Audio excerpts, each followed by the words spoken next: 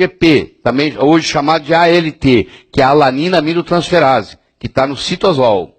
O TGO está dentro da mitocôndria, ele é mitocondrial na célula, enquanto que o ALT está no citosol. Tá? E tem a gama-GT, que é a gama-glutaminotransferase, que a gente vem falando desde de manhã com você sobre as outras propriedades, além das propriedades hepáticas dela. Existe uma relação entre AST e ALT, que tem que ser maior que 1. Isso tudo você recebe no seu exame de sangue, você nunca levou em consideração, você está aprendendo aqui. Quando eu divido o AST para o ALT, ele tem que dar mais de 1. Se ele der menos de 1, ou é a cirrose hepática, ou é hepatite viral, ou é tumor hepático, ou é síndrome metabólica. Detalhezinho, está lá no seu exame de sangue que você pediu do paciente, das transaminases, só que você não sabia de detalhes como esse que você está aprendendo aqui. O ácido úrico é um produto final do metabolismo das purinas, eu expliquei ontem, da formação e degradação de DNA e RNA. Teste usado para diagnóstico de gota, falência renal e mortalidade geral. Níveis baixos ou altos são indesejáveis, já expliquei por quê. Elevado na isquemia, reperfusão, jejum, frutose aumenta o ácido úrico, etanol aumenta o ácido úrico e elevação do cálcio aumenta o ácido úrico. Então esse ácido úrico, deve ser tratado com alopurinol. É um dos poucos medicamentos que eu recomendo. Alopurinol não tem efeito colateral. Baixo o ácido úrico, 100 mg por dia. Alopurinol é usado, inclusive, em escolas americanas como um anti-envelhecedor. Tem paciente que emagrece só com alopurinol, porque se ele tem o ácido úrico elevado, ele tem síndrome metabólica por causa do ácido úrico elevado. Quando você pode fazer 200 mg de alopurinol por dia, sem problema. Tem apresentação de 50, de 100, de 200. Você pode fazer 100 2 vezes por dia, sem problema nenhum.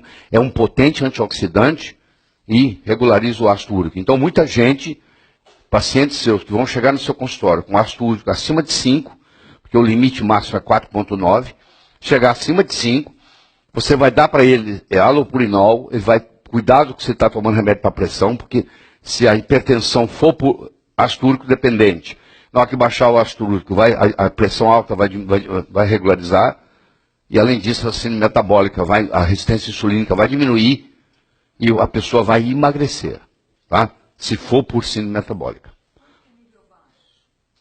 Nível baixo acima, tem que ser entre 3 e 4,9. 3 e 4,9. Aqui está o mecanismo, o processo aqui. Quando você vai causar hiperuricemia, olha lá, a xantina, deixa eu mostrar isso aqui, ó, que é interessante. Aqui, ó, você tem aqui, ó, 4 quartis de ácido úrico, ó, de 6,6 a 7,7, 5,1, 6,3, aqui, menor que 5 e aumento que 7. E mostra a mortalidade aí. A pessoa que tem os 5 a 6, ele vive mais do que os outros. Então, é como se fosse uma mágica, 5,1. O ácido úrico aumentado, ele causa gota, vocês sabem disso, ele causa falência renal e ele causa aumento de mortalidade, com aumento da síndrome metabólica e etc. Tá? Então, esse ácido úrico aqui, ele inclusive interfere na produção do óxido nítrico, que é uma molécula muito desejável. Então, ele interfere na produção do ácido nítrico. O ácido úrico, em aumentado, ele estimula a NF-κ-beta. Tudo que estimula a NF-κ-beta, quando nós estudamos inflamação, você vai ver isso, tudo que estimula a NF-κ-beta provoca inflamação crônica. Tá? Porque isso aqui é um fator de transcrição para a produção de citocinas inflamatórias. Interleucina 6, interleucina 1, fator de necrose tumoral alfa e assim por diante. Tá? Aqui a cascata do ácido úrico aqui, ó, a xantina vai virar ácido úrico. Existe uma enzima aqui que é bloqueada pelo alopurinol, que é a xantina oxidase. Tá? Muito bem. O aumento do ácido úrico é também marcador de disfunção mitocondrial. Quando o ácido úrico está muito elevado, além de tudo isso que nós falamos, você pode dizer que esse paciente também tem disfunção mitocondrial. Tá? Na isquemia reperfusão, que acontece na clínica, o paciente teve um espasmo coronariano, depois liberou, teve um espasmo cerebral, depois liberou. Isso é o chamado isquemia reperfusão. que é um problema sério quando faz um dos piores problemas que pode ter, porque a isquemia e reperfusão gera muito radical livre e forma-se muito ácido úrico. O ácido úrico é o que faz a lesão. Tá? Causa todo momento. Às vezes você nem sabe o que está acontecendo. A pessoa tem pequenos espasmos e libera, pequenos espasmos e libera, pequenos espasmos e libera. É a chamada isquemia e reperfusão. Isquemia e reperfusão. Está acontecendo muitas vezes no cérebro da pessoa, sem ela, nem ela estar consciente que está acontecendo. Se for com reperfusão, sim. Se for uma obstrução permanente que vai levar a infarto, esse mecanismo acontece. Mas se for, por exemplo, espasmo coronariano, libera. Tem um espasmo, libera. Tem um espasmo, libera.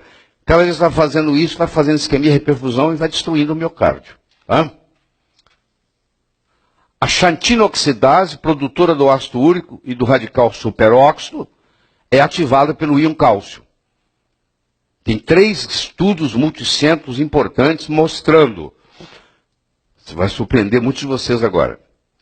Toda pessoa que faz suplementação com cálcio sozinho vive em média 7 anos a menos. Você imagina, ó, se vende cálcio aí na televisão, ninguém se importa com isso. Por que o cálcio sozinho faz você viver menos? Porque você toma o cálcio, quem falou que o cálcio vai para o osso? O cálcio não sabe que ele tem que ir para o osso. Ele vai para a coronária, ele vai para a válvula cardíaca, ele vai para a carótida, ele vai para a aorta, ele vai causar arritmia, porque ele é ritmogênico. Então a pessoa acaba vivendo 7 anos a menos. Então você não pode ter nenhum paciente fazendo suplementação com cálcio, só cálcio. Se fizer suplementação com cálcio, tem que fazer magnésio, tem que fazer boro, tem que fazer vitamina K2, tem que D3. Nós vamos estudar isso depois, quando nós estudarmos osteoporose. Tá bom? Vai chegar o dia para isso. Muito bem.